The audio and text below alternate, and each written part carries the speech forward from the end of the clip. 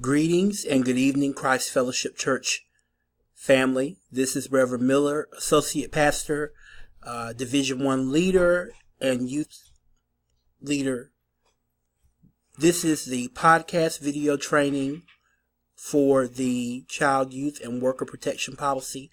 This PowerPoint slides presentation has been produced by the Church of God of Prophecy International Offices Administrative Committee with the assistance of Church of God of Prophecy Canadian National Offices. This webinar podcast lesson is designed to train us on information a part of the Child, Youth, and Worker Protection Policy. Please watch this in its entirety. This video should take about 30 to 40 minutes. It will be in 2 to 3 video segments, 10 to 15 minute video segments. Please listen to and view in its entirety, as this is required to certify for the training. More instructions will be given at the end. So we hope you will find this informative and helpful as we strive to minister to and to serve our children and youth that God has assigned to our care. It says the Church of God of Prophecy is firmly committed to providing a safe, loving environment for the children and youth attending our churches, youth camps, and all ministry venues.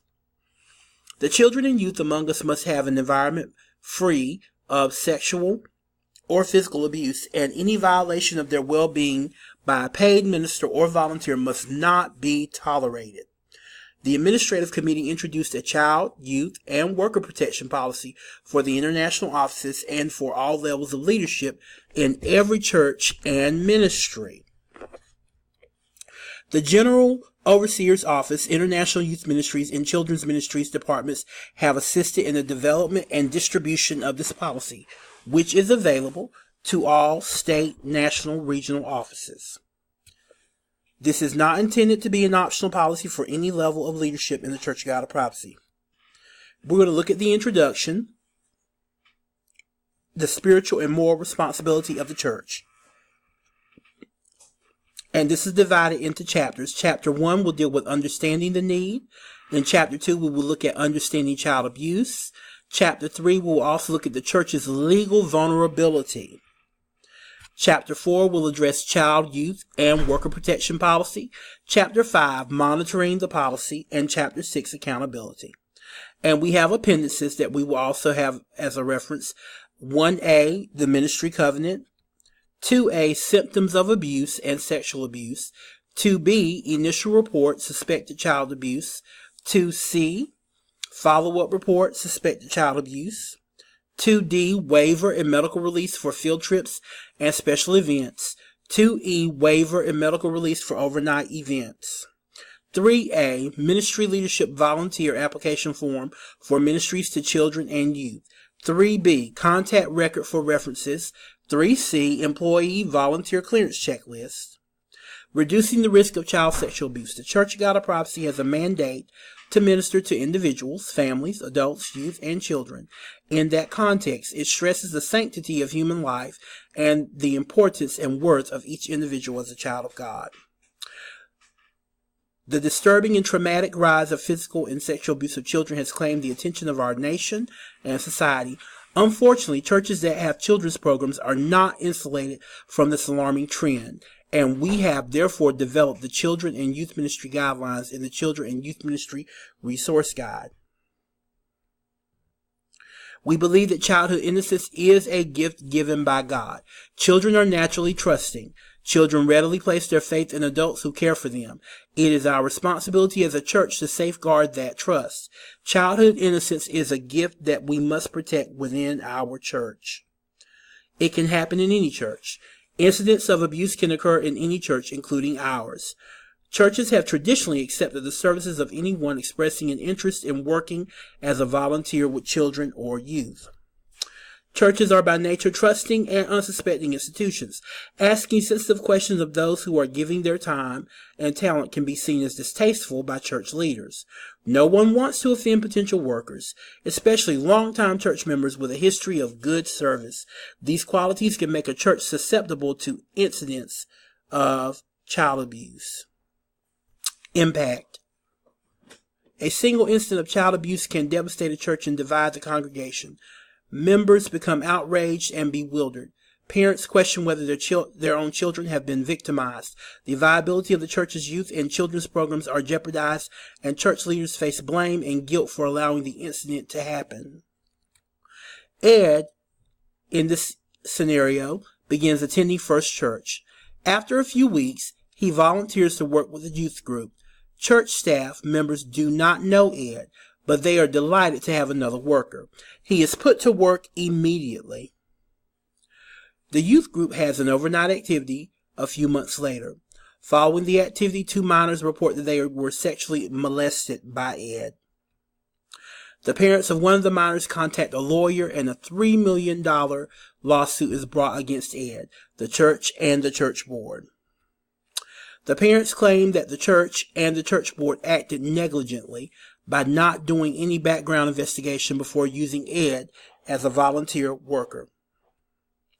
In making sure that the Church of God of Prophecy is a safe place, we endeavor to do the following: protect God's children. The creation of a secure, safe environment for our children and youth is of utmost importance. Matthew 18:1-6. In making sure that the Church of God of Prophecy is a safe place, we endeavor to do the following: protect the workers from false accusation, litigation, and potential loss of ministry or career. Protect the congregation, state, regional, national offices, and the international offices. Child abuse is defined as follows. It can be physical, emotional, or sexual. All child abuse involves the misuse of power. Misuse of power takes place when people take advantage of the authority or power they have over vulnerable people. Vulnerable people include adults with physical or mental disabilities and children. Physical abuse is using physical force or action that results or could result in injury to a child or youth. It is more than reasonable discipline. Sometimes injury is caused by overdiscipline. Injuring a child or youth is not acceptable, regardless of differing cultural standards on discipline. Emotional abuse. Emotional abuse is a pattern of hurting a child's feelings to the point of damaging his or her self-respect. It includes verbal attacks on the child, insults, humiliation, or rejection. A child or youth who is emotionally harmed may demonstrate severe anxiety, depression, withdrawal, or self-destructive or aggressive behavior. Sexual abuse occurs when someone uses a child or youth for sexual stimulation or gratification. Sexual activity between children or youth may also be sexual abuse if older or more powerful children or youth take sexual advantage of those who are younger or less powerful. Child sexual abuse includes behavior that involves touching and non-touching aspects. Types of sexual abuse that involve touching include the following: fondling. This includes the suggestion that an adult should see and or touch a child's body to monitor development. Oral, genital, and anal penetration, intercourse, forcible rape. Types of sexual abuse that do not involve touching include the following: verbal comments, pornographic videos, obscene phone calls, exhibitionism, allowing children to either hear about or witness sexual activity. Why churches are susceptible. Churches have unique features that can make them susceptible to incidents of child abuse. This risk increases dramatically for overnight activities. Why churches are susceptible. We have 2 things we're going to look at here: access and need. First, beginning with access, it says child abusers are attracted to an institution in which they have immediate access to potential victims in an atmosphere of complete trust. Then we have need. Most churches struggle to get adequate help for children and youth programs. Recruiting nursery workers, for example, can become an unending effort. Turnover among volunteer workers is also high. A willing volunteer worker provides welcome relief. Churches need to understand the extent of their liability. Churches are not guarantors of the safety and well-being of children. They are not absolutely liable for every injury that occurs on their premises or in the course of their activities. Generally, they are responsible only for those injuries that result from their negligence. Victims of abuse who have sued a church often allege that the church was negligent in not adequately screening applicants or for not providing adequate supervision. The civil and legal liability of the church. Increasingly and often more dramatically, the church and its personnel i.e. staff, directors, officers, and ministers, are being held accountable for the acts of individual abusers within the church, even though neither the church nor its leaders were aware of the abuse or condoned it. Churches are being sued in civil courts for damages sustained by victims and their families. Those victims and their families are attempting to hold churches accountable by alleging that, in one instance, the church is vicariously liable for the acts of its personnel, be they paid staff or volunteer staff, regardless of whether the church was itself negligent or even knew of the abuse. The church was negligent in its hiring or accepting personnel, whether paid or volunteer. Also, the church was negligent in the supervising or monitoring of its personnel or membership. The ministries of the Church of God of Prophecy desire to be a safe place for all children and adults who attend any activity or ministry. It is an unfortunate reality that each year prepubescent and postpubescent children are victimized by adults who in some cases are individuals they know and trust.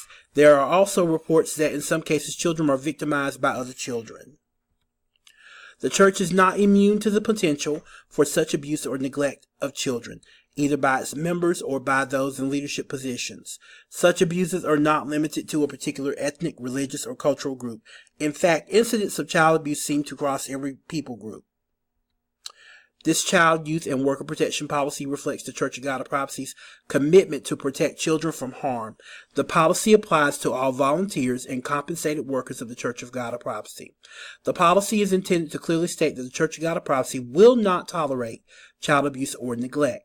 Your cooperation in this policy not only reflects your concern about children's safety, but also your willingness to take steps toward halting child abuse and its detrimental effects.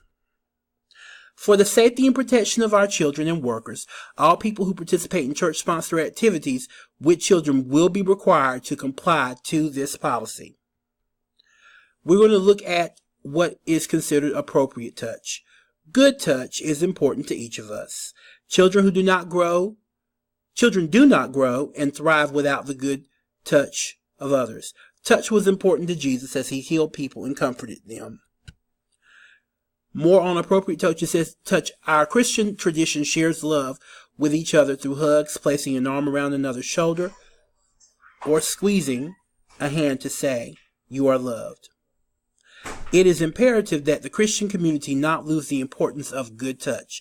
We need to continue to express Christian love in appropriate ways with children.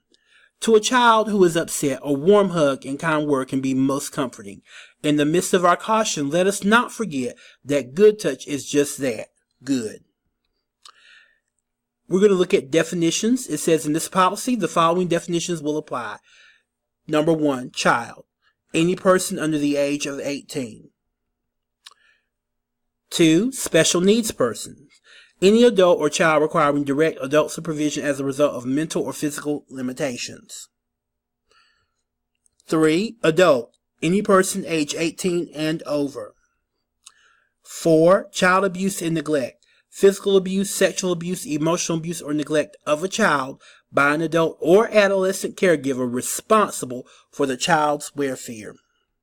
Physical abuse, maltreatment that results in physical injury, including but not limited to bruises, cuts, welts, fractures, and internal injuries. Emotional abuse, maltreatment that results in impaired psychological growth and development, including but not limited to belittling, rejection, constant unequal treatment, verbal assaults, excessive demands on child's performances, and isolation from normal social activities. This is also inclusive of the fact of separating a child from special activities, even in regards to poor behavior choices. There are different strategies that we are strongly recommended to employ that would provide a additional timeout, but in doing so, we want to make sure that the child is or children are visible for safety purposes. 7. Sexual abuse, maltreatment that consists of sexual contact or interactions with a child, including but not limited to physical contact, fondling, genital oral stimulation, sexual intercourse, and non-physical contact, exhibitionism, child prostitution, pornography, and voyeurism.